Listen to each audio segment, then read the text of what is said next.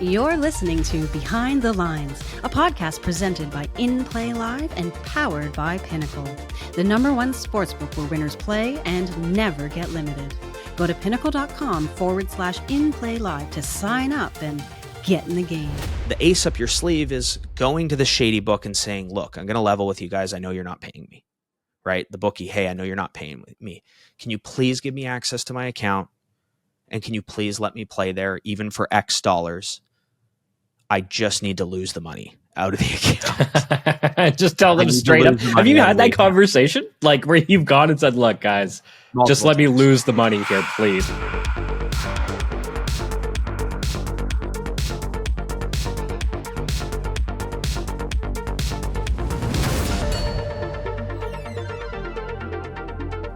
Hello and welcome. It's another episode of Behind the Lines, powered by Pinnacle, purifying the sports betting industry. I'm Shane. That guy over there is Pace. By now, you should know the two of us. And on today's show, it's how to win with a sharp book like Pinnacle. We'll be debunking the only ways to win. And the Gridiron grind, it's playoffs, baby. That's coming at you towards the end of the show, so stay tuned for that. All right, Pace, I'm kicking this off by debunking some bullshit that I heard on another podcast, hosted by allegedly sharp bettors, who have made it clear perhaps they aren't sharp enough, or maybe they've lost their edge over time. I was listening to a podcast where the host said there were only 3 ways to win at sports betting in 2025. And my issue is that it's not that these 3 aren't legitimate ways to win. They absolutely can be. But to say that there's only 3 ways to win is fucking nonsense, man. I don't know how else to put it. It's just something that I heard it and I couldn't believe what I was hearing from people that I thought were really sharp sports bettors. So here are the 3 ways to win. People are probably wondering, well, what are these 3 ways? And these are things that if you're a sharp bettor, as many of you in our audience are, or if you're even just beginning, chances are you've heard of these ways to win at sports betting. And so it's top-down betting, which is basically where you use a sharp book like Pinnacle as your source of truth. And you bet other numbers that are out there that are different from the sharp book. So let's say on a football game, Pinnacle has -3.5, and you find a -2.5 on another soft book out there. You take the -2.5. And over time, you'll find that there's an edge there just by doing that. How big is that edge? I think that's, probably debatable. It's probably in low single digits. Second way to win at sports betting, origination. Creating your own lines based on modeling data, running simulations, that kind of thing. This is a very statistically driven approach using tools like Google Sheets, Excel, Tableau, Python, R. It involves a lot of data collection and analysis and probably requires some kind of programming skills. I hope to explore this side of things in greater detail throughout the year. Maybe we'll have some guests on to come on and talk about what they do in this space. We've had some on in the past. We've had some people who have created some really interesting tools for this kind of thing using AI as well.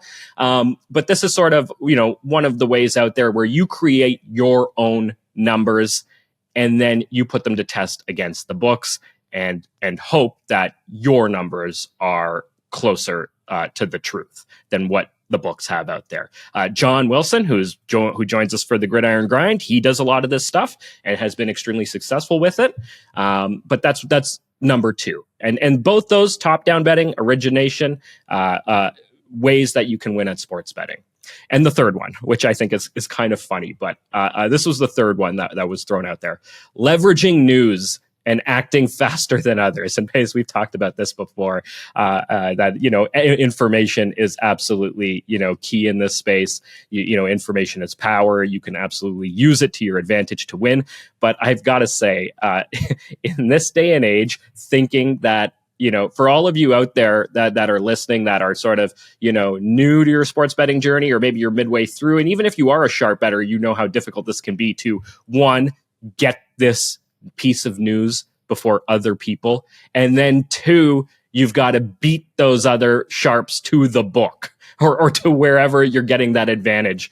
It doesn't last for very long. So if you're an average guy out there trying to win at sports betting and you're listening to this, like, good luck trying to get the news and acting on it faster than the sharps on a consistent basis. I'm not saying you can't do it, that you can't do it once or twice or do it, but to do it all the time on a consistent basis in sort of a pregame way, good luck to you on that, as that being your strategy for winning at sports betting.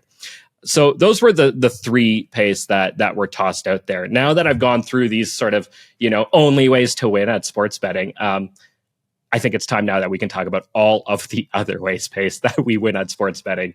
And we use Pinnacle and in a lot of those instances to do so. Books like Pinnacle, sharp sports books that really kind of help.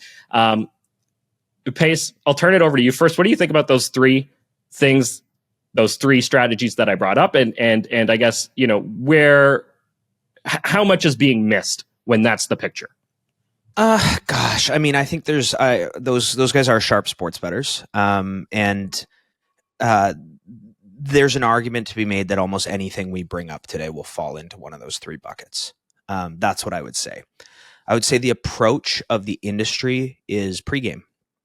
It just simply is. When we founded In Play Live, there was very much this sort of don't do those things because there's a better way mentality with live betting.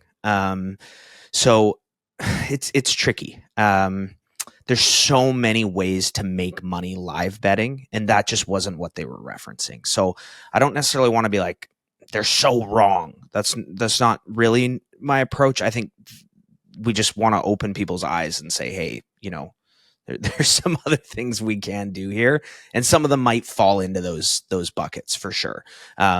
Certainly access to news even with live betting, when we know something that we saw with our own eyes, we make a decision that might not be official yet, whether that's a player injury, whether that's a call an official made, whether that's a call that we think will stand or get overturned, where we have to put our own eyes and our own minds on the game to determine whether or not that news was accurate or not. And that sometimes means that you're wrong. And I think sometimes with access to news, we just had Dr. Jesse Morse on here. He might assess an injury in a way that we don't, because we don't have the same knowledge of the medical field and what those injuries possibly could be. So someone might be listed as, week to week, but they're not ruled out yet. And we might be able to bet on a couple of lines where we go, hey, we actually know this player will not be able to play this week. We make those same types of judgments as the degenerate bettors that we are in real time, based on those situations. So access to news and how you interpret it certainly is an edge, both pregame and live. It can also be a detriment, because if you do have some sort of biased opinion or you don't understand the rules and different things like that, and Shane, you've seen it in real time where I get into a debate with another one of our pros about the call. Yeah. I think my track record's really strong there, to toot my own horn. But the way we interpret information as human beings is always going to be subjective and not necessarily black and white. And for one person, that could be an edge. And for another person, like I said, that could be a detriment. So how you handle these situations could be, hey, this is an edge for you, and you start teaching someone to do it, and they go lose a bunch of money because their interpretations of it weren't accurate enough to actually generate an edge long term. But anyways, the whole point, I think, of today is I want to open people's eyes up to how you can make money betting on sports.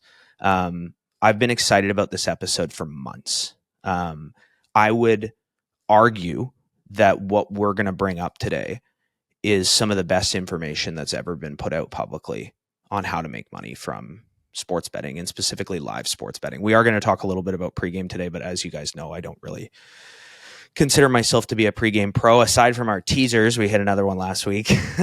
Bang, bang.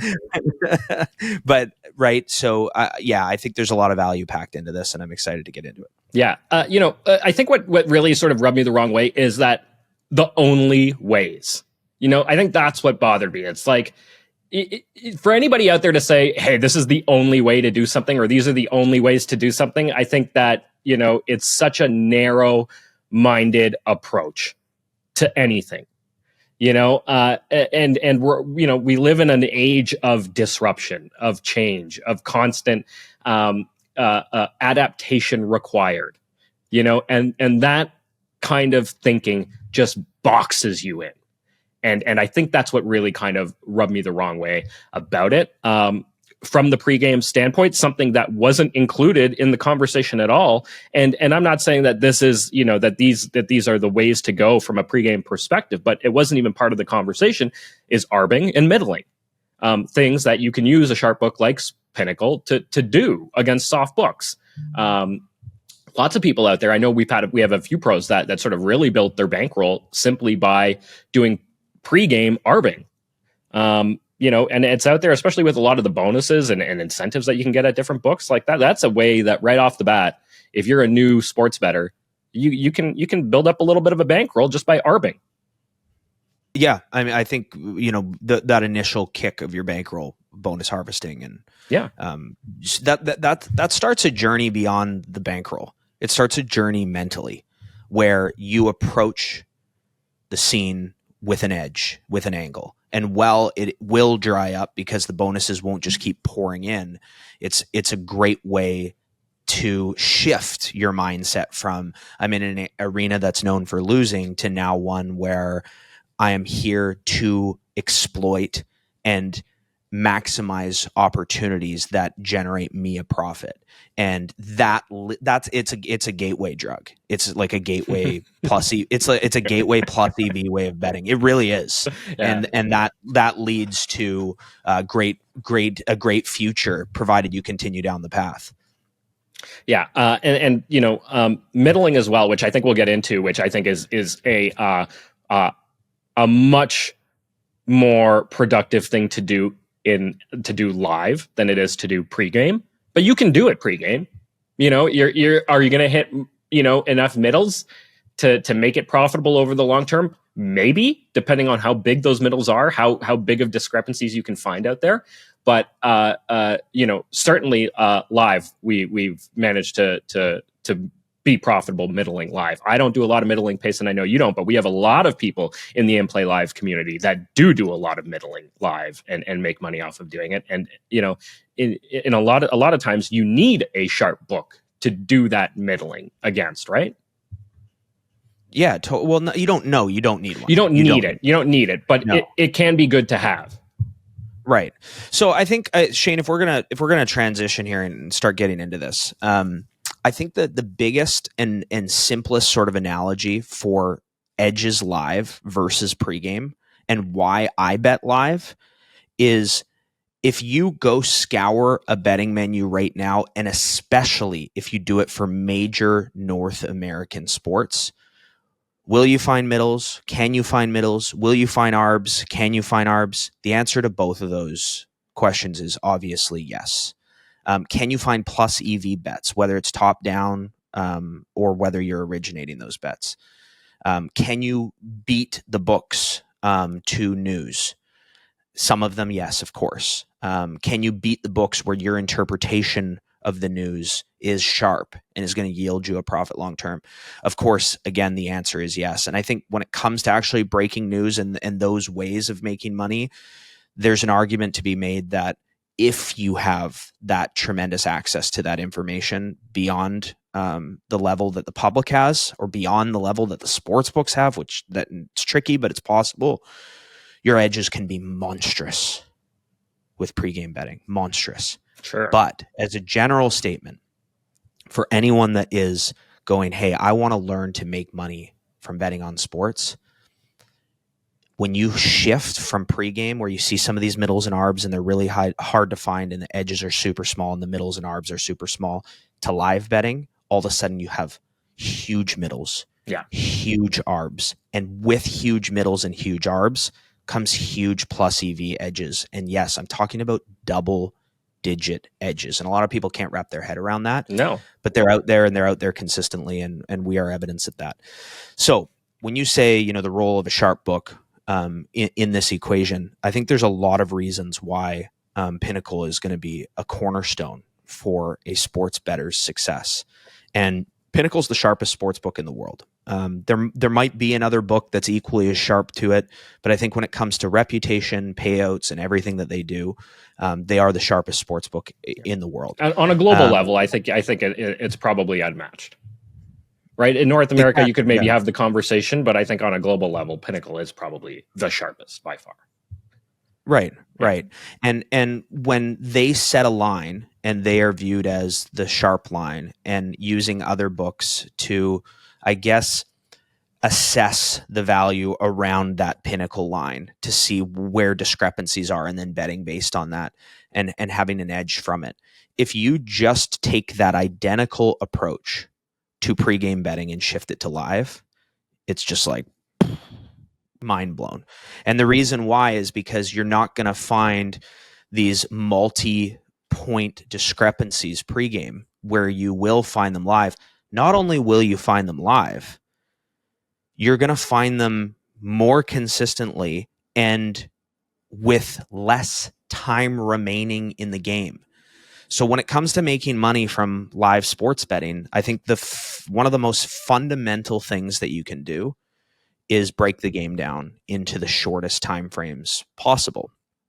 So you have to be careful when we enter this discussion, Shane, because as soon as you take a pregame bettor who doesn't have an edge, could maybe put in the bucket of someone that could potentially be a losing player, or maybe even have a problem or lead to a problem. Well, we know that the vast majority of sports bettors out there are losing players, right? Like if somebody's finding the show out there, chances are they're a losing player, right? And it's something like 98% or even higher are losing players. So, sure, the vast majority are, right?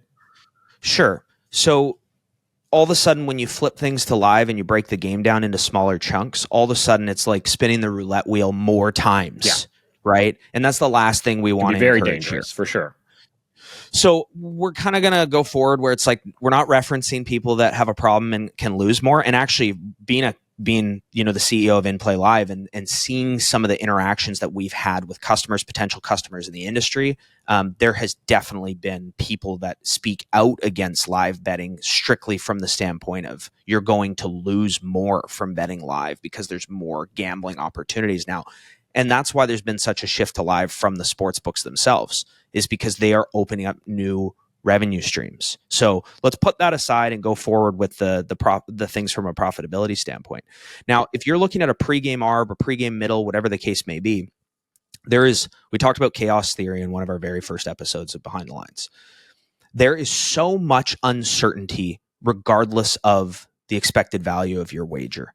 You can have great closing line value. You can have a model that suggests that you have a double-digit edge in the game, and the game gets flicked on and it just goes completely opposite of what we had hoped, or how you would have hoped that game would have gone. A really good example from this past weekend was the Chargers were favorites on the road against Houston. Yeah, what, 4-point favorites, 4.5-point favorites, I think it was. I think it was 3 flat. Okay, what it closed at. Right. And separately of whether you believed there was value on either side of that game or the total, the game simply went one way after the first quarter because the Chargers actually got the first 2 scores in that game. Houston ran over them after that, right? So you may have said there's great value on Houston. They're at home, blah, blah, blah, blah, blah, and listed off the reasons as to why you originated that line to have value. And there's nothing wrong with that. But if for whatever reason you were pointed in the direction of the Chargers, the game just simply completely went the wrong way. Now, the less time you have in a game, even though that same chaos theory exists, the less the variance will be applied to the wager that you've made, right? And that's why, the odds of someone winning a game with 2 minutes left when they have a lead in, say, a hockey game when they're up 1, they're so heavily favored in that spot versus when the game started, whether they were the favorite or not. The less time, it's just a simple equation. The less time remaining, the more predictable that outcome will be. It's not to say they're going to win. It's to say the chance of them winning is so much higher as less time rolls in. So when you break the game down, it doesn't matter what game it is. It doesn't matter if it's a period of hockey. It doesn't matter if it's a 10-minute window of hockey. It doesn't matter if it's a quarter of basketball or a quarter of football. You are opening up a whole world of betting opportunities when you shorten those games. So what we're talking about specifically here is you might be looking at the first quarter of an NBA game while the game is actually running, as opposed to looking at the end of that game. If you have a 2-point middle for the end of the game and it's in the first quarter, I would probably tell you not to bet on that, even though there might be an expected value there. And the reason for that is because it is so hard to land in that. But if there's 5 minutes left in the first quarter of an NBA game and you have that same 2-point middle, the odds of it landing in that spot are so much higher. So much higher. The game. Yeah. So when we break the game down and we see these variances between two different sports books, the shorter that time frame it actually equates to the greater the value in that game. Now, when it comes to Pinnacle specifically, let's pretend that what we said is completely accurate. They are the sharpest line, and you have other sports books with variance around that line, whether it be the same line at a different price or an entirely different line that you can land in the middle. And just so you know, when we're talking about landing in the middle, guys, we're talking, it can be a total or a spread. You have +6.5 on one team and -4 on one sports book and -4.5 on the other side at a different sports book. And if that quarter or half or game ends on 5 or 6, you would have won both. If it landed on any other number besides 5 or 6, which is actually the more likely outcome, you're going to lose the juice that you paid for those two wagers. You're ultimately causing a very small loss, typically about 10 to 15% of the total amount that you wagered, as opposed to the full size of what you lost. If you've done it correctly, you simply can't lose both bets. Now, when Pinnacle presents that opportunity where you go, Pinnacle is 2 points lower than, let's say, FanDuel, you could simply just take the FanDuel line and go, okay, Pinnacle's setting it here, and FanDuel is the book that's 2 points higher. I'm just going to take the FanDuel line because I believe that Pinnacle's sharper, and I'm going to win money off FanDuel over the long term. Some people simply don't have that appetite for risk. And that would fall into the top-down bucket that we sort of referenced off the top of the show here, right? Except you're using it in a live format. Totally. Yeah. Totally. And yeah, so I guess the other side, the other ahead. side of that too, right, is that you're using it in that format, and if you only take the one side, you take the FanDuel side, that would be top-down betting, and you probably have an advantage there because Pinnacle is the sharper book. And if you do decide to middle and you take the middle there, whether it's a 2-point middle or a 3-point middle, whatever you're getting, you're risking only the juice. It's a small amount of risk for a big possible hit by hitting both bets if you land in the middle. Totally. Yeah. Totally. And I think the point is here is not only will you not get that opportunity pregame. No. When you have a 3-point middle would never exist pregame. Like that, even a 2-point middle almost never exists. You might get a half a point or a point if you're lucky, but right. We see 4-point middles often. 5-point middles. Yeah. I mean, 4 and 5-point middles are not uncommon. And in a basketball game, that's nuts. Like a 4-point middle in a basketball game with, say, only 5 minutes remaining in the game or in the quarter, which would be sort of the smaller game you referenced, like that's insane value. Yeah, totally. And separately of getting that opportunity might stay there for a much longer period of time, and it might continue as the game flows. So you have one of these 2 or 3-point middles that we're referencing. It's coming in for the first quarter or the first half, and you get the opportunity to maybe create a whole window of middles where you might have anywhere from a +0.5 to +10.5 completely covered with the corresponding minuses in 2 to 3 point windows all the way into the half. And you might go, I'm paying quite a bit of juice if it all misses, but you might only need to land on one number to hit 5 or 6 of them. and well, you took very, very little risk. That simply just doesn't exist with pregame betting, and the opportunities like this, they come quite a bit. The reason why these opportunities present themselves is you have a game unfolding with two completely different algorithms reacting to what's happening to that game. And sportsbooks do their best job to mitigate their risk while that game is actually running. But it sometimes can take a timeout and a bunch of money coming in to reset those lines. And even then, some sportsbooks don't correct adequately.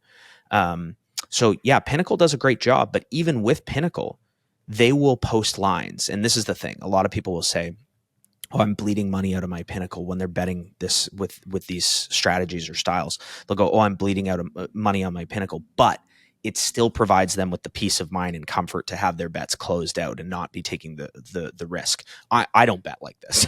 Yeah, I was going to say, I don't do a lot of middling either myself, but this conversation has me the wheels in my head saying, going, shit, Shane, you need to do more middling. You should be doing a little more middling in my portfolio. But, anyway, it's just, it does take a significant time, commitment there. And, we don't want to make it sound easy. It's work.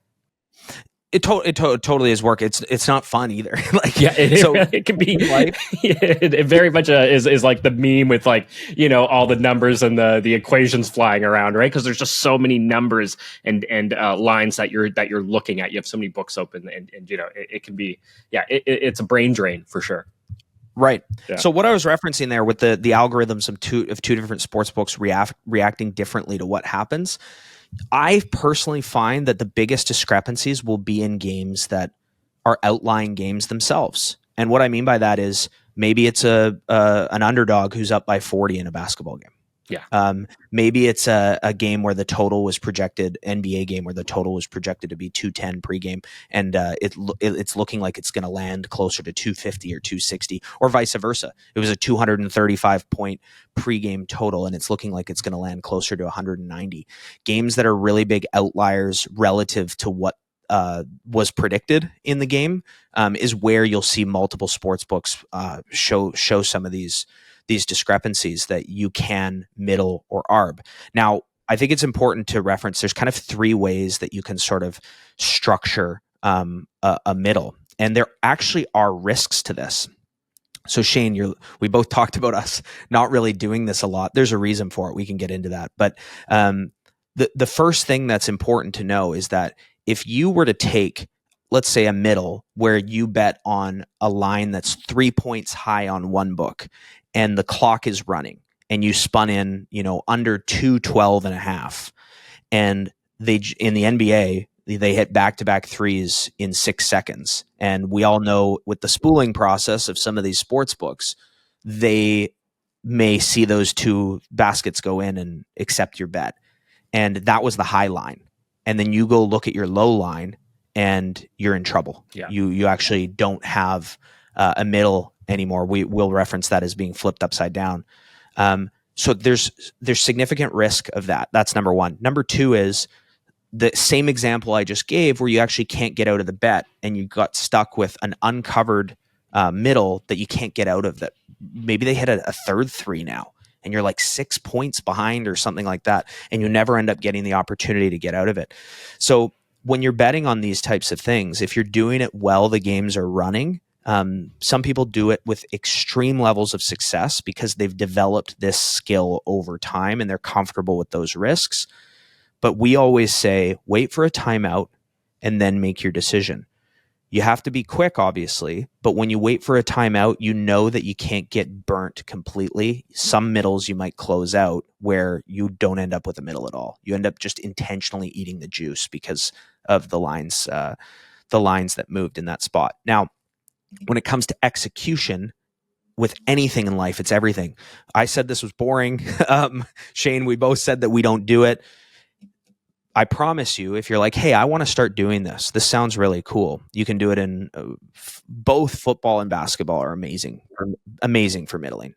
Absolutely amazing. And I knew we were shooting this. So I had Pinnacle up next to Bet Victor yesterday. And I was just looking at some of the lines coming through and I'm like, there's a middle with a rail. A rail is like if you had -6.5 +7 flat, and it landed on 7, a key number in football, and it landed on 7, you'd push the 7 and hit the 6.5.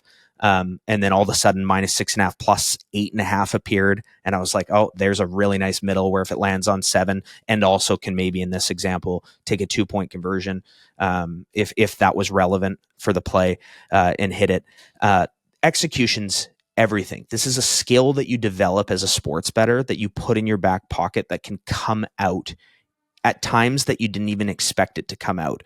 When you aren't middling, where you go, okay, I have this skill and I actually need to put it into play now for a bet that, again, maybe we saw a call get overturned and you're like, oh, I can middle out at this book right now.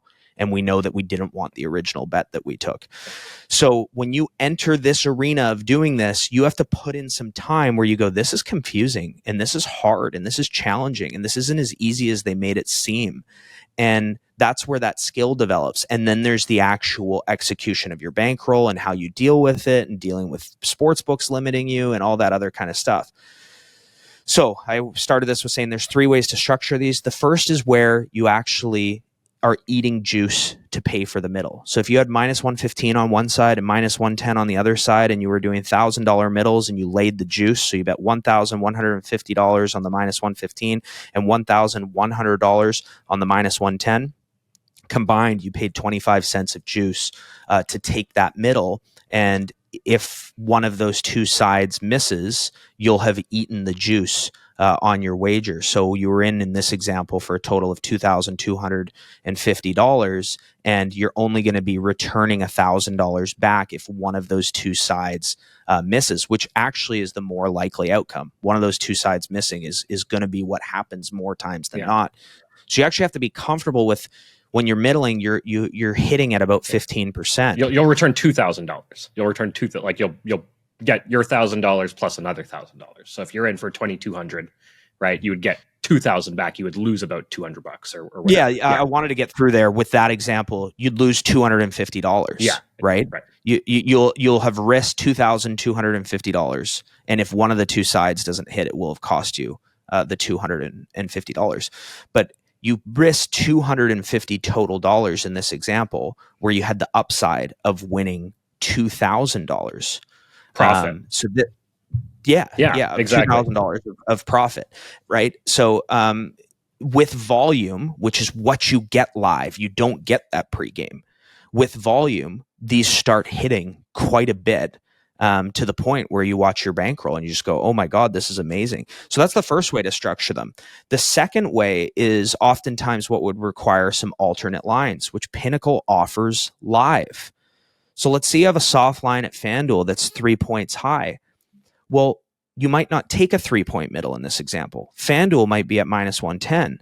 Well, you can take one of the alternate lines at Pinnacle that might pay +120, and you have a 1-point middle. But the 1-point middle was an arb because you paid $1,100 to lay the juice on the FanDuel side, and you paid $1,000 on the Pinnacle side. And if the Pinnacle side hits, you would have actually returned $1,200, and you can structure it so that you put equal amounts on both sides so that you return a profit no matter what. But you don't lose money. They actually paid you to take the middle. You might have returned a net profit on the $2,000 of about $10, $20, $25, small money, but it didn't cost you anything. You made a little bit of money, and if it lands in the middle, kaboom. Yeah. So that would be an arb middle. That would be the second way to structure it. And then the third way would be a free middle. So you find opportunity, and obviously the more that you get towards paying juice versus not paying juice, the opportunities become smaller and smaller, but they still present themselves regularly. And if you structure it so that it's free, there's a few different ways that you can do it. Shout out to Randy. There's a few different ways that you can do it. You can lay the juice on the 3-point middle, as the example that we just gave from the $2,250, but lay it for only maybe $500 of it, and then take a 0.5-point middle or even no middle with the remaining 500 and take that alternate line so that regardless of the outcome that occurred, you end up breaking even and having a free middle with a portion of it. And it's just an amazing way to take a totally no risk approach to live betting. Yeah, it's again, yeah, like you mentioned, Randy. We did a whole episode with Randy as well, probably about a year and a half ago, almost 2 years ago, on middling. The guy, is incredible. He does it basically, as his sort of main way of betting. He's a superstar with it, and he does, the free middle, the paid middles where you're getting paid to take the middle, kind of like you referenced, like an arb middle. It's an incredible way to build a bankroll. And I'm glad you referenced the alt lines on Pinnacle, because I think that that's something that maybe gets underappreciated. But Pinnacle keeps those alt lines open so late. Because you referenced the avoiding chaos and trying to make the game as short a window as possible. Well, Pinnacle allows you to really take advantage of it, because they do keep those alt lines open so late. I mean, in some cases, Pace, we're talking basketball here. They could keep lines open and perhaps even alt lines open as late as a minute left in the game, like 1 minute remaining in the game. It'd be hard to do a middle there because a lot of other books will be closed by then, but Pinnacle would still be open. Which obviously presents opportunities. And this is where Pinnacle really comes into the tool belt of a sharp sports bettor. You might need to de-risk a position that you have in another game where you can't do it anywhere else. And cashing out might cost you quite a bit of money, because cash outs in general are loaded with VIG. So they're loaded with additional house money. And Pinnacle offers one of these late lines for you to be able to de-risk to a certain situation. Now, I almost never hedge. I almost never middle. So the strategies that we're talking about, I don't even use, but they're a fundamental cornerstone of your growth as a bettor to understand how live lines work and how sports books work, right? There's a whole series of different reasons why I think Pinnacle really is a cornerstone for people to bet with that we're gonna be able to touch on here. But this top-down middling approach to whether it's plus EV betting or closing your bets out so that you're not taking a lot of risk is amazing. And sometimes what you'll find is, you're doing this and you go, okay, I've got Pinnacle here, and whoa, I keep saying FanDuel. FanDuel's 2 points high. Well, MGM's 1 point below Pinnacle. So I like this 2 point middle at Pinnacle, but I've actually got a third point using two softer books together, where Pinnacle was somewhere in the middle, right? So the beautiful part of that equation is that those other two books are gonna limit your action. So with the Pinnacle as one of the pieces of the equation, that you're going to get to keep your account there, which is obviously just it is really nice in the grand scheme of things. Now, using Pinnacle as this, they're the sharp book and everything else isn't. 99 times out of 100, it's correct. That is correct. But when you are remarkably disciplined, and again, the idea versus the execution is so easy. The theory to say is so easy. The practice is a whole other ballgame. It is a whole other ballgame. But there are opportunities where once you become comfortable enough with live lines, whether it's the rules of the game, the news that's breaking down in front of us in real time, the game flow itself, potentially some sort of pattern associated with how momentum has swung in a game, how they're moving the football, the motivations towards the end of a half for a football team, the list goes on and on. The end of a game for a hockey team, whatever it is, it doesn't mean that you don't make money off Pinnacle. It means there's a time and a place for when you pull the trigger on an uncovered wager with them on a live bet. Again, most of the time they'll be sharper, but can you make money there? By picking your spots without question. And several people in our group have done exactly that. So if you take that disciplined approach, it also becomes an area to place plus EV bets on their side as well. Yeah. This isn't to say that Pinnacle is Pinnacle doesn't offer positive EV. In fact, you'll find a lot of the positive EV by focusing on betting with them live, by breaking the game down into smaller games, and then even taking that smaller game, we'll call it a quarter, and we'll use the basketball example and call it a quarter, and then just focusing on the last 3 to 4 minutes of the quarter. Because Pinnacle will still be open with lines. And, people talk about closing line value all the time from the pregame perspective, right? You talk about the value of closing line value and how important that is for a pregame bettor. Well, start thinking about that in terms of live and getting that closing line value of the quarter. So knowing when a book like Pinnacle will close the line for the quarter, right? Which could be, depending on what league it is and what sport it is, or we'll go back to the basketball example. Let's just say it's the NBA. You might know that Pinnacle is going to close the line at 3 minutes. So that you could get some closing line value on the end of the quarter by getting your bet in at the 3 minute and 15 second mark. Which, if you're betting on that outcome, separately of middles, arbs, whatever, that's where you're going to have the least amount of variance from a time perspective. We can't control what happens on the court, the field, the rink, etc. But again, from a time perspective, that's where you have the least amount of variance, which, again, oftentimes presents the most expected value. Exactly. And Pinnacle stays open later. I just want to get that, again, reinforce that. Compared to a lot of soft books, you will find Pinnacle stay open later. Totally.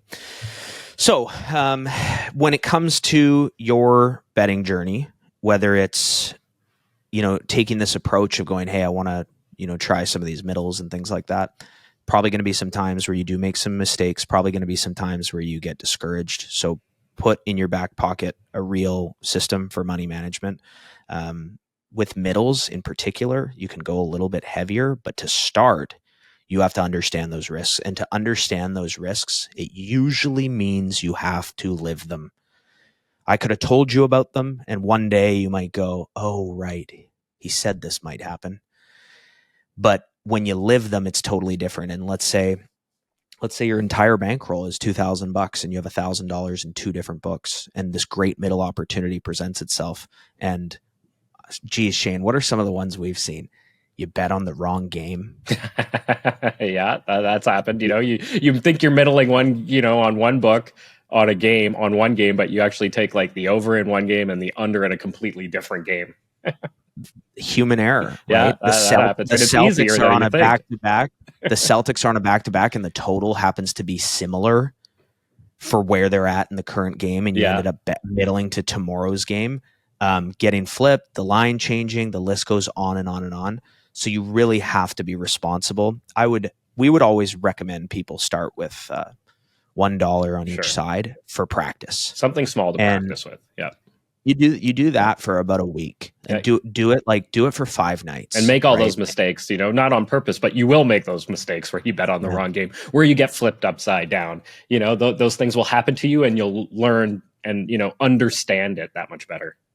Yeah. And a good example too is someone will be like, I can't seem to find middles between BetOnline and sportsbetting.ag. It's like, well, guess what? The same book. You're using the same sports book. Yeah, same odds provider book. There. I can't find middles between Unibet and Bet Rivers. Well, guess what? They're using the same sports book, right? Both can be there. I would say but the reason why I bring that up is start with 2 books. Seriously. And when you get comfortable, get up to 4, maybe get up to 6, but start with 2 books and have a process. So how that process would look for me is I'm going to go, okay, I'm a real bettor where the game dictates my bets, which a lot of people have a really hard time wrapping their brain around. At Bet Bash, they'd be like, oh, so you originate this. And I'd be like, I just watched the game. And people had a hard time processing. Well, let's really did. Let's dive into that a little bit, Pace, because I think maybe you don't call it originating, but I would say what you do is kind of origination in a lot of ways. I'm not handicapping the game with a system that I'm handicapping based on my knowledge of the game and then my betting data. And you're betting exactly. So you're still using data. You're still you're just taking in that data in sort of real time in a lot of ways and comparing it to sort of past stuff. But I didn't generate the data to make the bet. I made the bet that generated the data that then helped the next bet. That helped it exactly. It's a different way. It's a different way, but I would still argue that it's live origination. Sure. Who cares, right? Like, who gives a fuck? Right. But the reason why I'm bringing this up with respect to middling is if you have NBA League Pass, right, and you have YouTube TV or YouTube TV with college basketball, as soon as you see a game on commercial, that's your time to act. Yes, it might be 15 seconds latent, but there isn't like a timeout notification on the sports book. Like Bet365 is not like ding ding. Cornell against Princeton is on a timeout. Well, now's your chance to go middle our lines. Well, you will see if you are watching that closely, you'll see clock stopped, and then this little graphic that comes out timeout. But the reason that takes some time to learn. Right, but the reason why I brought this out, start with 2 sports books, bet on timeouts only, and have a way to identify the timeouts. So for me, I've got a screen devoted to the games that allows me to see that they're now on a timeout or they're reviewing something, whatever the case may be. And when they're reviewing something, what I love is that allows my interpretation of the review, which is, again, not related to middling, but another discussion where I go, this is going to be a flagrant. They are going to get 2 free throws in the ball. The line isn't reflecting that. I am going to bet based on that situation, right? But have a process to identify those games that are on timeouts and then simply go to those games on those 2 sports books. It's that simple. Go to the nearest closing line. So if they're in the first quarter, go to the end of the first quarter. If they're in the second quarter, go to the end of the first half. Third quarter. Game, right?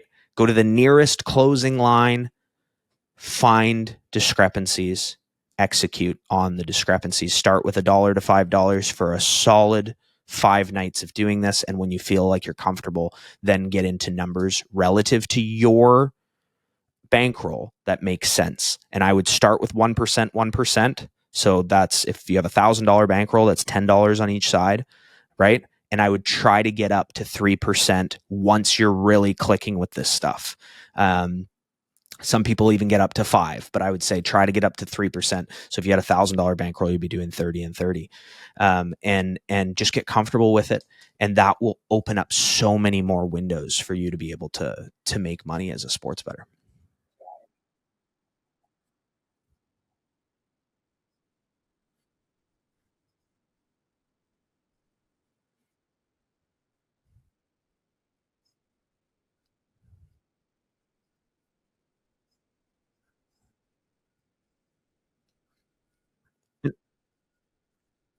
Start with basketball. And the reason why is because there are no key numbers. It's irrelevant. When you get into football, you'll find that you might see a ton of middles on a ton of books. A really good example of a middle will be you might have -0.5 in the half and +2.5 in the half, and it's the last drive of the half, and it's a tie game. The -0.5 to the 2.5 is theoretically possible, but it's largely irrelevant. It essentially is the same line. Whereas if it was -0.5 plus 3.5, a walk-off field goal in the example would then land it in the middle of both, which would be a hard middle to find. That wouldn't be something that you'd be able to find consistently. But we definitely have seen totals where you're approaching the half where it's 9.5 and 11.5, and you need a touchdown and a field goal.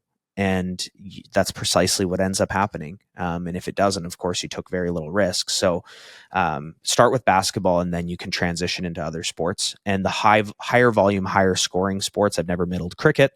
I've never middled handball.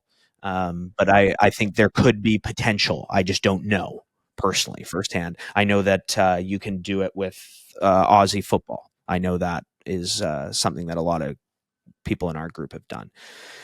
But it's an amazing way to make money, and those alternate lines at Pinnacle are great for it. Now, sort of on the same conversation of the top-down approach, what you might find at sportsbooks is where you don't have a middle, you might have an arb, or the arb makes no sense to take, but you do find outlying lines. And this is where you can transition into some plus EV bets, using Pinnacle as a cornerstone, where you just do the basic math. So if you have a line at Pinnacle that's -200 and you're getting what we call normal juice at another sports book for the same line, so -125 or better, the implied hit rate on -200 at Pinnacle is going to be 66.7% of the time. So 2/3 of the time. Now, there's a vig in that line. You're going to hit it closer to 61%. But we like to kind of round down and say you're going to hit it at 60%. So if you have a minus 200 line at Pinnacle, and then you do have a minus 125 or better at another sports book, this is where you can start experimenting where you didn't have a middle, right? You might not even have an arb. It might be plus 125 on the other side of that minus 200. Or if you have an arb, it's cheap. And you go, I don't even want to click this. It's not worth the $1 or whatever it is. But you know that you've got a bet that should hit at about 60% of the time based on the Pinnacle line. And you can simply uncover those wagers and start transitioning into that form of betting. Now, what's challenging for someone that comes out of the world of closing bets and arbitrage and middling and all that kind of stuff is that just because it's going to hit 60% of the time doesn't mean this one's going to hit. And it doesn't mean the next 10 are going to hit. And there's sometimes nights, we'll reference Randy again, where he goes, my Pinnacle balance is way up. And that was a tough night for betting, potentially, for people that are doing this, right? Mm-hmm. Yeah. So you have to be comfortable with the prospect of, even though the probability that you hit it over a sample size of 1,000 times is going to land in and around 60, that you're never going to not have where you flipped a weighted coin 1,000 times where the 40% didn't hit a few times in a row. Exactly. Potentially 10 times in a row. And that's Shane, you know something about 13 losses in a row. Yeah, it was just why don't we bring that up right now? Yeah. I had a rough day on Saturday. A rough start to the day on Saturday. Anyway, losing 13 wagers in a row. Ugh, that was tough in the moment. Very, very difficult in the moment. Had to take a little break and walk away and come back. I was able to recoup some of that, but not all of it. And that's betting. You know, you're gonna have days that are like that. And I'm deploying a strategy there where at this time of year, I'm expecting to hit at about a 70% clip. And it sure didn't feel like that in that moment.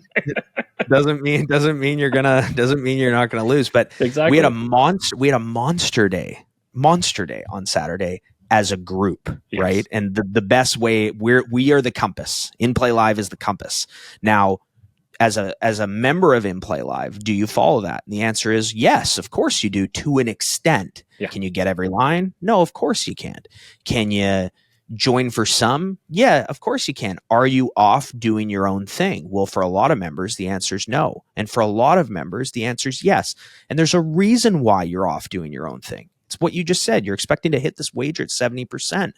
And whether it's 60 or 70, it's got an amazing expected value, but it doesn't mean you're not going to lose a bunch in a row. And 13 is a tough pill to swallow. That's a tough pill to swallow. Yeah, it was challenging little run there. But that is why it's also kind of nice to, like you said, sort of, have the live stream up as something that you can go back to and fall back on. And I think I actually think it was a couple of calls from one of our pros that got me my first 2 wins of the day that day. So nice. It was nice. I thanked him for it.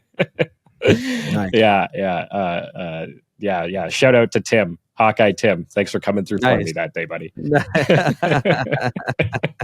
But again, I think when you're working with a community and you have a team of people to help you through the challenging times, to pick you up, maybe there's times I know where I'm just like, I'm not calling another fucking bet tonight. I'll take other bets, but I'm not calling another fucking bet tonight. And it's because you're dealing with a little bit of the struggles and the grind, and you just want to hear someone else say the thing that you would have said yourself. You just need that little bit of, it's almost like a pat on the back without getting one, that reassurance where you go, there is expected value on this. We've just lost a few, but we still have to take this next one. This is a great opportunity, and it doesn't mean it's going to come through, but sometimes that's precisely what you need. Yeah, exactly. We talked a lot about middling here, Pace. We talked a lot about arbing and that kind of thing. I called what you do live origination. There are people out there who do live modeling. I mean, these are we do live modeling. Sure. Yeah, right. You definitely do a lot of live modeling. I would say particularly when it comes to hockey, right?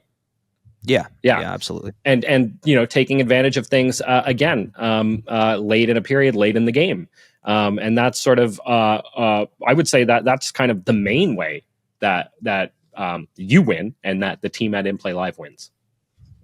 Sure. Yeah. I like to call it for love of the game. Right. So like line discrepancies and all that kind of stuff, I have always come up betting the opposite of that. I have always come up where and you'll hear me say it on stream all the time, Shane, I would love to bet this if this line existed. And I haven't even looked at a line yet. And you'll see our chat go, I'll say 6.5, and I'll see a chat go 5.5 at MGM, 6.5 at Pinnacle, right? Like they start saying it. And then other times it's like, Pace, that line's not even close to what is being offered. Right. And there's times where I create a theoretical bet that I'd want to make in my head. And it's not like my line would be a bad line and I still would want it because that's the way I am essentially analyzing that particular game or half or whatever the case may be. And that's just always how I've bet. I've been a watch the game, the motivations, all those types of things, potentially the injuries, and then go to bet from there. And it's been successful for me, but I think it's really important for other people that they understand that what we've brought up today it's like a fail-safe approach that doesn't require, advanced modeling or anything like that. It simply requires a couple of sports books to go ahead and obviously look at the discrepancies between them. And again, you're just never going to see these types of opportunities pregame. Yeah. Compared to what you see live. So I think that this is a great opportunity to shout out the masterclass at In Play Live when it comes to the various different sports, because we can't get into all of the exact strategies for how we deploy each strategy for each sport at the end of games or at the end of quarters and that kind of thing. That is not middling and it's not arbitrage, but it's straight betting. And it's sort of using it is kind of that using the strategies and the data that's been compiled over time to make betting decisions in those moments. So that's where that lives, and there's a whole bunch of material there that Pace that you've created and a lot of the other pros have added to along the way. And so all of that exists within the In Play Live masterclass. And so I just wanted to kind of put that out there because people might be wondering, well, how come you didn't tell us exactly how to bet, the end of a basketball game, or tell us exactly how to bet the end of an NHL game? It's all out there and it is available. And I just wanted to make sure that people are aware that stuff out there exists, and that there are so many ways to take those strategies and apply them and win, even on a sharp book like Pinnacle. Right. And going back to the same thing with live, you lose your accounts when you win money. It's just the reality of this business. When you identify a pregame middle, pregame arb, pregame closing line value, whatever it is, it's crazy how many sportsbooks will clip you regardless of the outcome of the game. That happens live as well. I would say there's a higher probability of you falling under the radar with live wagers because there's less evidence of, I guess, an extended period of time where that line was egregiously soft to the point that they would say this person knows precisely what they're doing in this circumstance. So you can fall under the radar and have a little bit of a longer leash. Now, on that note, I'm going to give a shout out to FanDuel, who obviously is not a sponsor of this podcast like Pinnacle is. But if you just have a Pinnacle and a FanDuel, when you're limited on FanDuel, you still have a decent spin that you can get in on a game.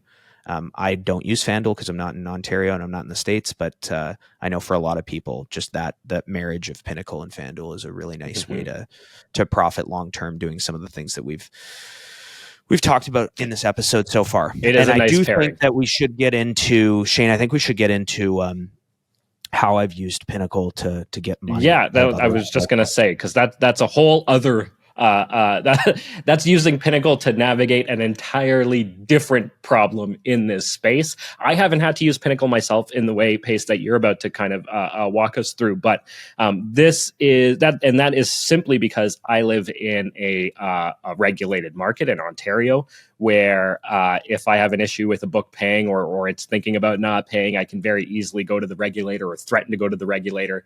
And I've had a lot of success that way with getting books to just cave instantly and just be like, fine, here, we'll pay you out. And even with some of the offshore books, I haven't had to use as many perhaps less reputable offshore books. I have had to use some, and I have had some issues with some offshore books, but I've always been able to get my money out of an offshore book. But Pace, I know that's not the case for you.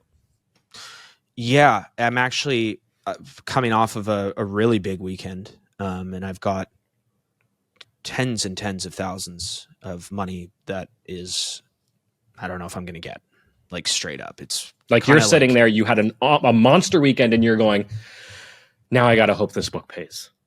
Like, I have multiple accounts under review. Again, we're getting into some offshore stuff, right? But like, let me give you guys an example of, let's say you're using like a PPH, like a bookie site, local bookie site, right? And he can't pay you, or he's run on you, right? What I'm about to go through gives you an ace up your sleeve to get your money, or get some of your money. At least get some of your money back. Yeah. I helped a member with it last night. Oh, he's got a sports book and he's in a situation where he doesn't think he's going to get paid.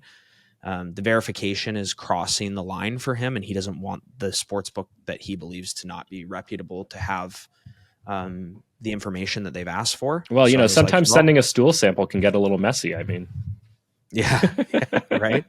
So I said to him, "Hey, do you have Pinnacle?" And he goes, "Yeah, I do." And I'm like, "Well, here's what you're going to do." So I'm in the process of doing this. I would say to an extent, always. I love it when I'm not, but Pinnacle simply as a more or less guaranteed way to get your money out of your sports books without going to regulators and complaining is a tremendous one. And what's crazy is I've gone to forums. We've talked about this, like Ask Gamblers, and gone, "Hey, this is what happened with my money." And because I went down that route, they locked my account and kicked me out. But I had access before. They just weren't paying me. So I still had access to the sports. You could still bet. Yes, you could still lose all your money there, essentially. There's like, hey, come on, please. I'm limited, and it takes work, but I still can make bets. So I'm going to use the NFL slate this weekend as an example of how you could move money out of your sports book. And it costs you money. You are paying Pinnacle a fee to do this, and you are rewarding the sports book that won't pay you. So the simplest form of this is, we're going to take the Texans Chiefs. It's a very good example. You would take the huge underdog at your sports book that you're limited at or is not paying you. You would put as much of your balance that you can cover or bet, depending on the two circumstances, on the Texans to win the game. Now, the Texans are paying about plus 370 on sports books right now. There's a chance that you can find a game, I'm just using this as the first example I looked at, where you can get less of a vig and closer to an arb to do this. But you would take Houston money line for the max bet you can on the sports book that you need to move money out of. And then over at Pinnacle, you would take the profit from that bet and you would put it all on the Chiefs money line. Now, you lost money doing this, but if you go through a lawyer to get your money, you usually have to pay them fees. You're getting something back out of the equation. If the Texans win, that sucks. But over time, when you keep doing this, the money will shift over to Pinnacle, where you're going to have no problem getting your funds out. Now, there's another layer to this that you can do. And there's two reasons why I'm going to bring up this next way of doing this. The first reason is that it further ensures the money moves to Pinnacle. So if the Texans win, the money grew at the sports book that you're trying to get the money out of, right? you bring in a second game. Okay, so I'm going to again use this weekend as an example. The Lions are -8.5 right now at home to the Commandos. They're -600 on the money line. At the sports book that you're trying to move your money out of, you would take the Texans money line parlayed with the Commandos money line, which is a very low probability of hitting. And of course, if it hits, that balance is going to grow even more. But what that does is it ensures more money moves over to Pinnacle on a more consistent basis. Yes, it might cost you a little bit more money, but number two, and this is the big reason why I do it, oftentimes my limited accounts will give me a bigger pregame max bet on a parlay than it would on a single. So I might go and click the Houston money line and my max bet might be $50, but then I go click Houston and the Commandos, which pays out way more, right? And it might let me do it for $150 because they see that their probability is they want that bet essentially. Yeah, they have a much higher chance of taking more of your money. Now, at Pinnacle, you have to make 3 separate bets. You have to cover all the outcomes. So you'd have to take, in this example, you'd have to take the Chiefs money line with the Lions money line, the Chiefs money line with the Commanders money line, and the Lions money line with the Texans money line. So you have to cover out all 3 other outcomes. But because of that, the odds of the money filtering over to Pinnacle is much higher. Now, the reason why I say this is an ace up your sleeve, let's say it's a bookie that runs on you. Let's say it's a sports book that you still have access to the account, but you know they're not paying you. I have an account right now where I clicked withdraw on October 1st, 2024. I have access to the account. My max bets are about $250. There's 5,000 US in there. It's nothing crazy, but I want the money. I'm not going to leave it there. So I filter the money through doing these parlays because I get a bigger amount down on the parlays and shift it over to Pinnacle doing that. But again, I still have access. Whereas the ace up your sleeve is going to the shady book and saying, look, I'm going to level with you guys. I know you're not paying me, right? The bookie, hey, I know you're not paying me. Can you please give me access to my account? And can you please let me play there even for X dollars? I just need to lose the money out of the account. Just tell them straight up. Have you had that conversation? Like where you've gone and said, look, guys, just let me lose the money here, please. And what's the response like? Usually they don't respond. Oh, okay. Usually they don't respond at all because they think that me doing that somehow will implicate them. Right. But that's where on a one-to-one or personal level, they're like, oh, you're just going to lose the money out of the account. Then great. Right. But whether it's low priced pregame bets, like low vig, low cost pregame bets, or whether it's getting money out of a shady sports book or using it as like this top-down approach, it's a cornerstone. It's something that if you have in your back pocket and you know how to use it, you'd be crazy not to integrate these systems into your live betting or your successful betting journey. Yeah, 100%. Yeah, that's I hope not to run into that problem, but if I do, I know I have a way to get out. Which is just I have like 4 books I'm going to be working on this week from last weekend. We're going to be doing but here's the thing, Shane. Now here's the next conversation. Let's say you're playing on a shady sports book that you know will never pay you, but their lines are so soft that you know you can do this, and you still do the math and you go, it's worth it. It's worth it. Yeah. Could still be worth it for sure.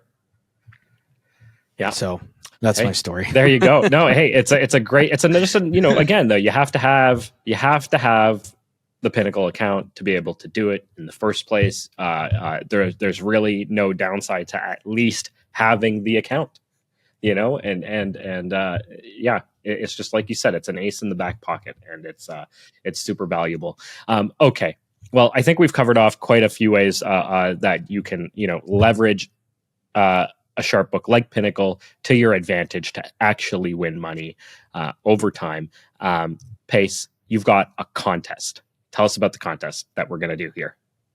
You know what's crazy, Shane? When you brought that up, I totally forgot about it. Well, good thing one of us remembers.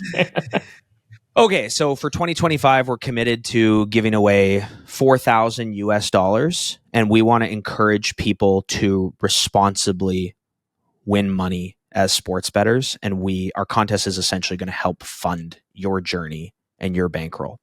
So once a quarter, what we're going to be doing is funding someone's Pinnacle account with $1,000 for whomever we select for each of these contests. Now, the contest is going to start right away, and how you enter is really simple. All you have to do is send a screenshot of your Pinnacle account, full screen, corner to corner, with a wager placed in that account of $10. No more is required. If you want to send a bigger bet slip, by all means. $10 minimum. $10 minimum. Yeah. You place that wager at Pinnacle, and all you do is send that screenshot with your details to Sabrina on Discord. Right. So you cannot email her. You have to send it to her on Discord. So if you're not a member of our free Discord channel, you have to join that in order to be eligible, and you need to be able to make the bet on Pinnacle. If you don't have a Pinnacle account, go to pinnacle.com/inplaylive. And if you have any questions about how to acquire one, you can also contact Sabrina as well. So Sabrina on our Discord server will generate those entries, and we're already 2 weeks into this quarter, but we'll be doing the giveaway. I guess that would be January, February, March. Yeah. The March 1st. There you go. Amazing. So once every 3 months, or once a quarter, $1,000 USD to the winner. Wow, what a deal! That's amazing. All you have to do is post a $10 bet. Hopefully your bet wins. Maybe it's a middle. Right? You don't have to tell us if it's a middle or not. Just place it there, and there you go. You're off and running. That's a great contest. Look forward to seeing the winners. If you want to, post them in the comments. Show us your bet slips in the comments, and maybe spark a little conversation about what it is exactly that you're betting, why you bet it, that kind of thing. I'd love to hear about it. And that's a way to kind of keep this conversation rolling about how to leverage a sharp book like Pinnacle. Yeah, and if people have any questions about any of the topics that we brought up today, just obviously fire away. Yeah. If you're in our Discord server, you can DM either Shane or myself. You can comment below on the comments. You can find us on Instagram, Twitter, etc. Yep, at In Play Live out there. So there's so many ways to reach us, and show us those bet slips. Looking forward to seeing what people decide to bet on and what kind of wagers they're going to place. All right, Pace. Anything else before we move on? I think that's it. Right. All right, that's it. Time for the Gridiron grind. Let's go. All right, Gridiron grind time. John Wilson is here with us. John, how are you, buddy? Good. How are you guys? Good, man. Good to bring you in. I referenced you in the earlier part of the show there. We were talking about modeling origination, and I know you do quite a bit of that yourself, right? Yeah. Yeah, we were talking about ways to win, and that's one way to go about it. And that's why we like to bring you on for this segment, because we know that you're doing a lot of that stuff when it comes to football, both college and NFL. And it's been a lot of fun over the course of the season so far, having you come in and participate in this segment. And I know you've helped Pace win a few teasers, right, Pace? What the fuck, Shane? Giving all the credit to John. No, but I mean, look, it's an assist, right? He's definitely giving you an assist on those teaser victories that you're calling out for the masses there.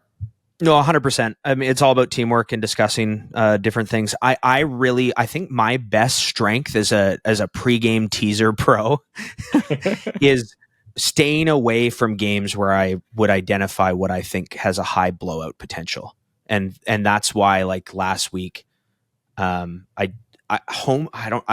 again, no data to back this, but home teams in the playoffs, like the Chiefs this week, Chiefs are like blowout potential 0 out of 10.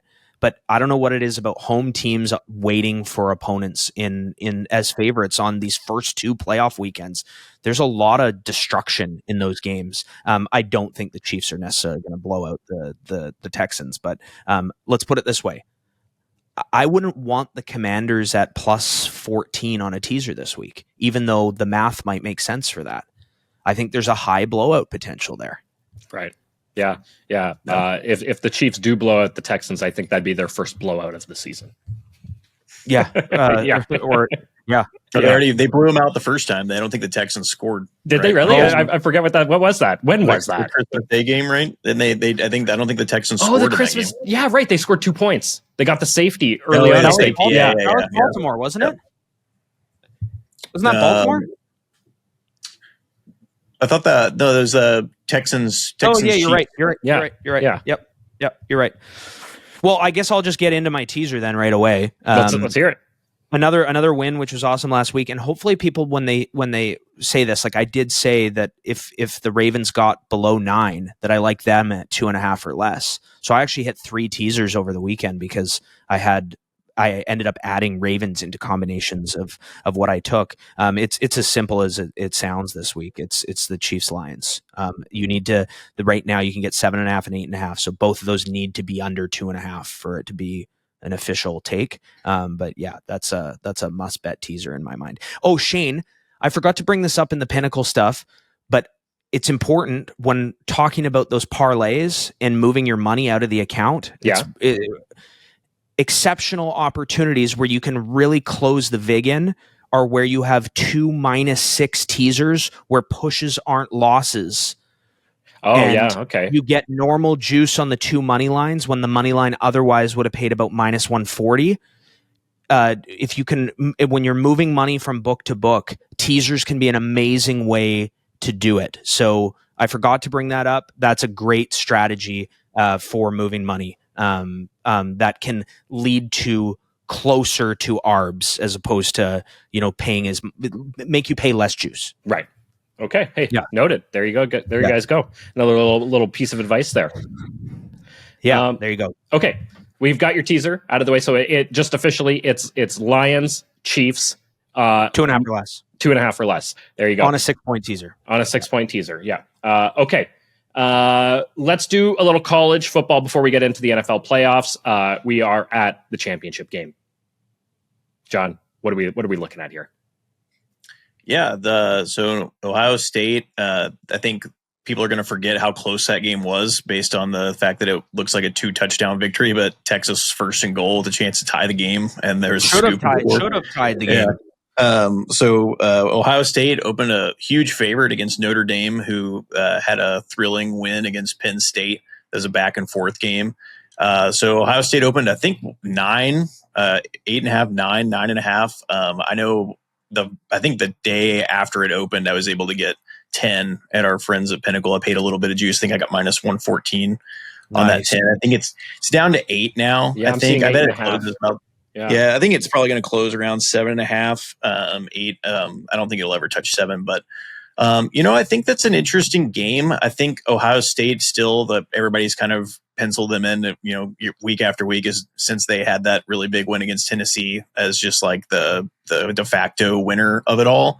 I do think 10 was just as too many points to pass up. I think Notre Dame they're that team that's just really lucky. Everything's going their way. They get all the bounces. They get a lot of close calls. They get the fumbles, like all that stuff just kind of working out for them. And it just seems like it's probably going to be one of those games that's going to be close. I think they both can run the ball. I think Ohio State specifically has a really good matchup running the ball, just like I think a couple weeks ago I talked about Penn State had a really good matchup running the ball against Notre Dame. We saw that to be true, especially in the first half when Penn State really looked like the much better team there. But I think it comes down to Chip Kelly. Like, is he just going to run between the tackles, or is he going to get into his bag of East-West and trying to do all sorts of stuff?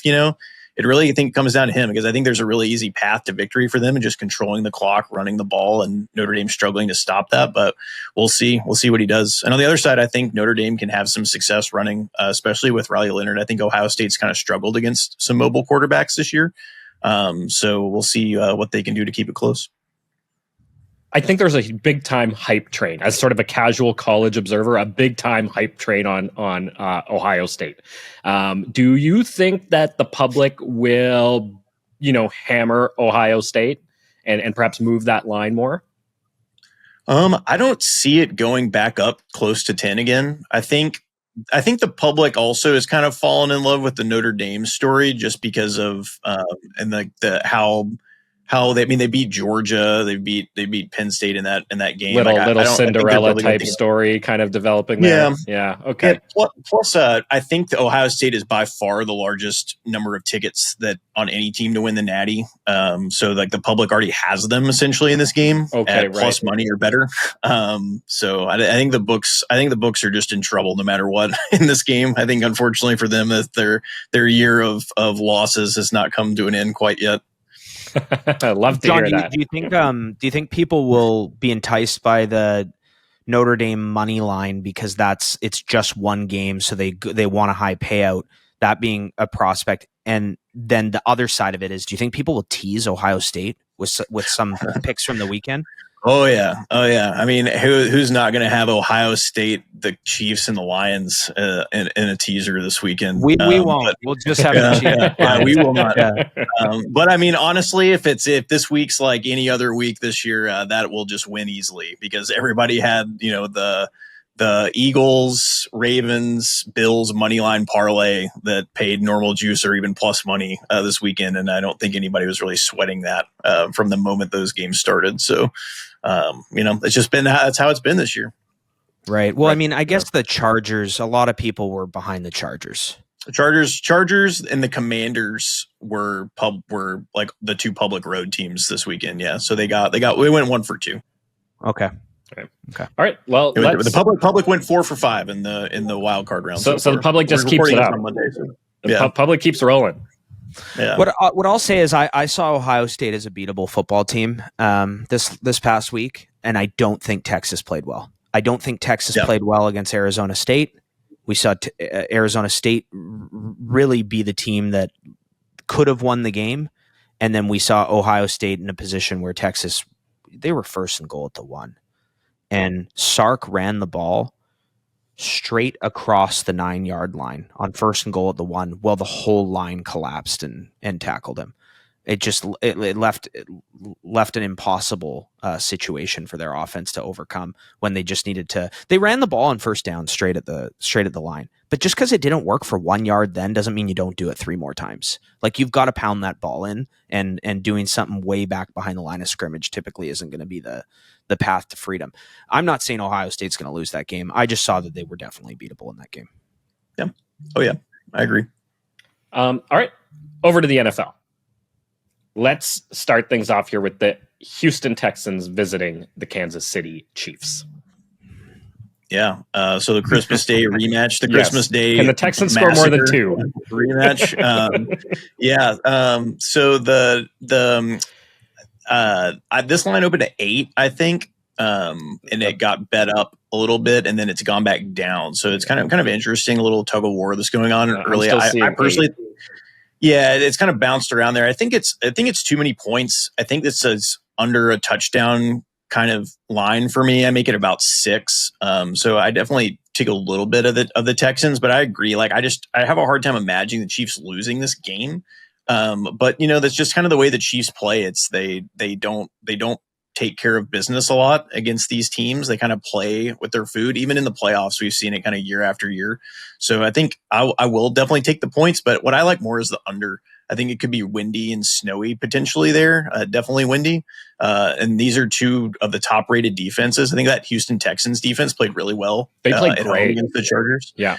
So I just think, the Chiefs, they definitely know how to put together 10-minute drives in the second half and really ice it. So under 42 is still out there as we are recording right now.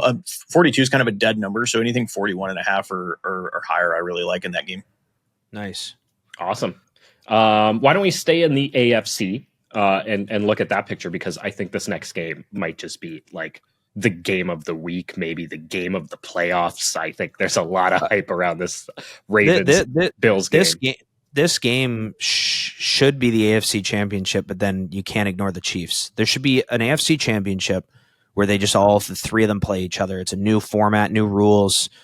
The Chiefs offense takes the field. If they score, the Bills defense comes on the field. Like, a 3-way game. Yeah, we need a 3-way game to settle this AFC, right? And part of me thinks to myself, whomever emerges from that, are they more beat up and not ready for the AFC Championship? Or did they just win such a big game that they're ready for anything and they just run over the AFC and the NFC in the Super Bowl? I really don't know, but I think that game could be decimating to both sides with how hard it's going to be to play and win, and hopefully how exciting it is.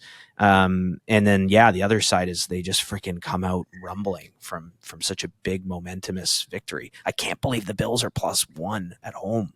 Yeah. +1, +1.5.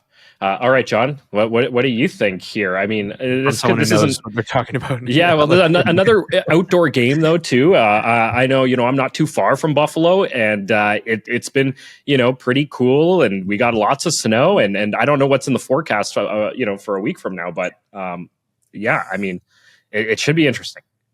Yeah. So this line, I think, opened Bills -1.5, and then it moved to the other side. And so what I thought is really interesting is that, when I model the game, that I make a line for a game, I can go as many decimal places as I want. It's like a formula that I have, and it goes, it's a fraction of a point. But so normally I just cap it at like 1/10 of a point. So I'd say, like, for instance, I have the Chiefs -5.7. So I just said it's like -6, right? Or like -5.5, 5. Sure. This game, I actually have 0.007. So I have it like as about as much of a pick as you can have a game be a pick. And so I think this line might just get batted around a little bit, where teams or people are just taking plus money on both sides, or a point on both sides, or teasing whichever side. I definitely like the Bills side. If I can get +7.5 with Josh Allen at home, I feel like especially against this Ravens secondary, I feel like I'm always in that. I think that's a really good teaser leg, not the ones that we mentioned, but I think that is a good one. That 1.5 is available on a couple books right now. So you can do that teaser. My thing again with this game, it's the weather. I'm really shocked the books are hanging 51.5 as the total in this game for what could potentially be a very bad weather game. So I went and looked at the weather. It depends on where you're sourcing it from, what you're looking at. The weather station that's actually located at the Bills Stadium says there's a high chance of fog and there's a visibility warning. And then in addition, potentially snow and high wind. So you could get a game where you've seen it, like that lake effect with that fog and the cold, where like you can't see more than 15 feet in front of you, right? So it's hard to complete passes with high wind, but it's even harder when you can't see the target you're throwing to. So like, I don't really see much downside in taking a huge position on this under. And then if the weather looks okay and you don't like how much exposure you have, just get out later, probably with the middle, because I think the sharp money is going to come in on the under here. But I think it potentially, if the weather's really, really bad, this total could go as low as like 45, 46. Like I could see it really dropping as if this were the weather estimate this was Friday instead of Monday, I think this total will be in the mid 40s and not in the 50s. Right. This game being played in the evening as well, so it will be dark. Kickoff time is 6:30 p.m. Eastern time, which is well into sundown here on this side of the world at this point. I know people are hearing this come out on Wednesday, so the line may have moved. That total may have moved. John might bet that line down himself, possibly. But 51.5 is a high number. I've got to put this out there too, because I know voting's completed. People know the outcome of the regular season MVP. But it is like, on social media, it is a clash of titans between Lamar Jackson and Josh Allen. How much does this quarterback matchup just factor into everything with this MVP conversation looming over it all? I mean, I think maybe for Allen it matters a lot because I don't think he's won one yet, right? He has not. But Lamar has a couple. I don't know that. I think the monkey on Lamar's back is actually winning in the playoffs. So I think like for him, I'm not sure that any of this even really matters. And I'm not even sure he's like maybe the most important person on his team for this game, because I think Derrick Henry and running the ball, especially if that weather is bad, like it's another reason I like the under. I think both these teams just want to run the ball. So I think this clock could be moving the whole game. I think it's a really big win. It's a really big game for both teams, but I think it's really important for Lamar Jackson. We also saw the Bills against the Niners in a snow game this year. and the game was won on the ground. There's no question about it. The Bills thumped them. They are not the Ravens. We know that. But you have to give the weather edge to the Bills. I think a lot of bettors will give the weather edge to Derrick Henry and Lamar Jackson. And that makes definitely sense. Derrick Henry. If I think of a bad weather game, I think Derrick Henry, shines. But that makes sense. You go, this is the more dominant running back of the two teams. But the Bills' run game is exceptional. Josh Allen running is exceptional. Yes, Lamar Jackson's a better runner than Josh Allen, but it is exceptional. I think that's debatable. I think people, reasonable people could debate that with you for sure. James Cook is exceptional, right? Yeah. Is he Derrick Henry? No, he's not Derrick Henry, but they're in their building with their psychotic fans jumping off the top of the stadium onto the field. Like it's going to be electric no matter the weather. And I agree with John, like that Niners game, I don't know what the game total was in that game. It ended up being 35-10 final. I remember that. We made so much fucking money on that game. With player props and various things we were looking at. Ray Davis alts. Right. But I'm ready for it. I'm here for it. And I think I know why people would bet on Baltimore. I get it. But the Bills at home in the snow that's their stadium, their game. There's a reason why they're not putting a roof on the new building. Let's put it that way. Well, I'm just excited to sit back and watch that game. I think it's just going to be awesome. Okay, let's keep it rolling here. The Washington Commandos heading to Detroit. I'm not sure that people perhaps thought that this would be the matchup on the NFC side, and that this would be the team going to meet Detroit. But here we are. I think it opened at 7.5, John, and I see it's moved to 9.5. What do you think, though? Yeah, that makes sense. I make it about 8.5, 9. Okay. So I think the Lions getting the proper respect here in the market. I think Pace talked about this at the beginning, or at the beginning of this segment when I came on, where the blowout potential in this game is very high, especially because of Washington's defense. But I mean, I think also Washington has the ability to score. Yeah, this total is astronomical. It is like 56. It's a high college total. Yeah. It opened at 49.5, and I'm seeing it up to 55.5, 56. So it's been better. Yeah. So I think one way I want to attack this game, because I don't really want to side here unless I am teasing the Lions. One way I want to attack this game is looking to bet turnovers, because the total is so high, and these are two of the highest going for it on fourth down teams in the league. I think you're going to be seeing numbers like, especially when the Lions have the ball, 12.0, 13.0, even on third and shorts for turnovers, because of how high the total is and how much the books are going to have to, the algorithms are going to expect they score a touchdown every time they get the ball. And those numbers are just going to be massive. I think even if you just bet it blindly on every drive, the chance you come out on top is really high. That there's just no turnovers in the game seems unlikely, right? Given the amount of fourth downs we're probably going to see. And they're both going to sucker each other into doing it. It might be a situation where you don't think you can punt or kick field goals to stay in the game. And we saw O'Connell get sucked into that game with Dan 2 weeks ago, right?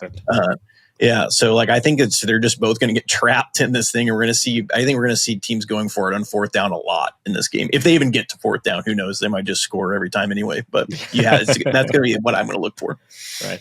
Okay, John, Rams, Eagles. Hey, wait a minute. I didn't even blink. Take it easy there, guys. All right. We know. All right. So we don't know the outcome of tonight's game. We're recording on Monday. Rams, Eagles, John, go ahead. We're still in it, Pace. I've got my sweater. Okay. I'm going to be emerging on Wednesday, and it's going to be like victory for me here. All right, guys. I'm calling it now. Vikings, Eagles. What is it, John? Let's play both out though. Let's play both scenarios. Yeah. So that's relevant for the viewers that know the outcome. They already know the outcome. Well, I think we don't know the outcome, and we could throw up a little write-up in the comments of the podcast on Wednesday below on any thoughts on that game. I think that's the approach, because we're not going to waste people's time where we're evaluating the version of the game that doesn't exist. Okay. Let me throw this out to John. John, if it's Vikings Eagles, what's the line? Okay, that's cool. I think the line will be 6. Or no, sorry, Vikings Eagles. I think the line will be 3 or 3.5. Okay. which is about that's I would make it about 3 personally. So if it's over 3, if I get 3.5, I will probably take the Vikings. Okay. And if it's Rams, Eagles, what's the line? I think it'll be on the other side of 6, but it really depends on if they win convincingly, then maybe it's not that high. But I only make it probably about 5, assuming nobody gets hurt or anything like that, and I don't see anything weird. So I would be on the dog. I think the Eagles are a little overvalued personally. They really haven't impressed me very much in a good while, and I know Hurts has been out, but he didn't look very good. And they as a team, they didn't really look very good, except on defense against the Packers. And I think a little bit of that was just kind of self-destruction. Love just looked mopey and out of it that whole game.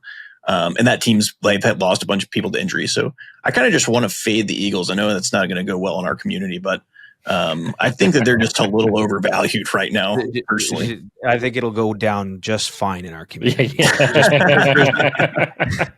I think it'll go down just fine. Okay. 3 of the 4 divisional games are outdoors. 3 of the 4 games are in cold climates. Is there something there with these teams having an advantage with this beyond the line that's offered, or am I just totally out to lunch? I think a lot of that's factored in, certainly. Like if I'm handicapping this, I don't sometimes I'll move the line a little bit for weather if I think one team really has an advantage in the way they play. Like if it were bad weather in Philly, I think that would favor them over someone like the Rams or the Vikings who need to throw the ball more. But it's the standard home field plus a little bit of a bump for it being the playoffs. Right. So I would say, unfortunately, like I do like the Rams, but I would say they have the Rams and the Vikings. They have the biggest disadvantages going into these cold weather stadiums. And the Vikings, obviously the Bills are redoing their stadium. They're keeping it outdoors. Obviously this technology is being talked about like crazy, but the Vikings are one of the newest stadiums in the NFL, and they were one of the coldest fields in the NFL. And they've gone away from that. I understand why they're doing that, but there's something so beautiful about outdoor football. And I know that Super Bowls get played indoors or in warm climates, with the exception of that 2014 Super Bowl in New York, which turned out to be one of the warmest, mildest winter days in like the history of New York, which, I mean, that was meant to be. But yeah, I love the outdoor element of these teams that have earned the right to play them in their buildings this time of year. So yeah, I'm here for it. I'm excited for it. And I don't know if there's something there. And I think does Minnesota have a disadvantage if they do go to Philly because of switching to an indoor team, switching to an indoor stadium? Yeah, definitely. Yeah. I mean, Darnold plays worse outdoors. It's proof. I mean, you can measure it. I think I think that there's there's a tremendous upside to playing outdoors on a regular basis. To just being, because then you go indoors and it's not like nobody ever says, oh, hey, you're going from outside to inside. Do you have a disadvantage because of that? Never, right? It's only goes the other way around. So I'm with you there, Pace. I think that there is probably an advantage to playing outside on a regular basis, especially in a cold environment. Well, like if you're the Bills and you're going into Houston, you're kind of like, this is nice. Guys. We'll light it up. Yeah. Whereas if you're Houston going to Buffalo's like, this is what we practice in every day. Yeah. And Houston's like, fuck, so, which is a possible outcome for the AFC Championship game, right? It's possible. It could be Houston playing in Buffalo. Yeah. Could be. And by the way, I will take a teaser loss for that outcome. I would be thrilled if the Chiefs go down to the Texans. Take my money. I'm thrilled. That Chiefs teaser is an emotional hedge. Right. Okay. So you don't want to see the Chiefs move on. Got it. Yeah, I think a lot of people are in the same. I think there's a lot of people out there. I mean, I like watching Patrick Mahomes play. I do too. He made me a lot of money. I love it. A lot of money. I like them. But yeah. All right, guys. Anything else before we close it out here? I think that's about it. Okay. Go ahead. I did want to say you were right, and you were right about that Texans game. It was the Ravens was the one they got shut out in. The Christmas game was not that game. The Ravens game was the one I think, or the Christmas game was maybe the one that where Tank Dell got hurt in that game, or maybe that was a week before. I can't remember, but you were right about that. Oh, so there you go. Even a blind squirrel finds a nut every once in a while. All right, guys. Thanks for clearing that up, John. Fact checking over here, making sure that the record is set straight. Awesome work. Appreciate it. If anybody does want to act on any information that was just provided, you want to go place a wager now, something pregame, place to do it's Pinnacle Sportsbook. Go check it out over there, pinnacle.com/in-play live. If you haven't signed up, you sign up over there. But great place to place any of these wagers we mentioned. You're going to get the very best juice over there. All right. With that, Pace, John, sports bettors around the world, till next week, keep eating those books. Thanks for tuning in to another episode of Behind the Lines. Remember to like, download, and subscribe. We are on YouTube, Apple, Spotify, and everywhere you get your podcasts. Have a betting story or want to be featured on our podcast? Drop a note in the comments below. And if you want to join In Play Live, use promo code Behind the Lines.